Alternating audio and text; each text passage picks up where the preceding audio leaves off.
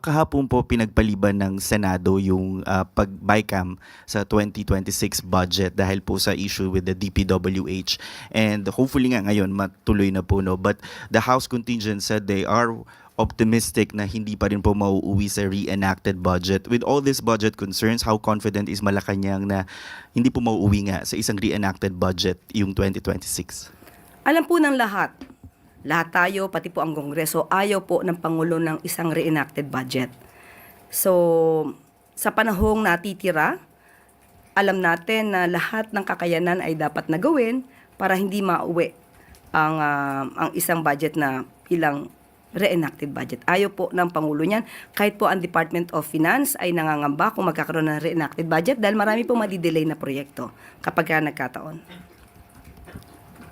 Pa naman po kinausap ng Pangulo yung mga House and Senate leaders na to work together to make sure na walang reenacted. Sa ngayon, wala pa po sa ating binibigay na anumang impormasyon patungkol dyan. Isang tanong mo lang.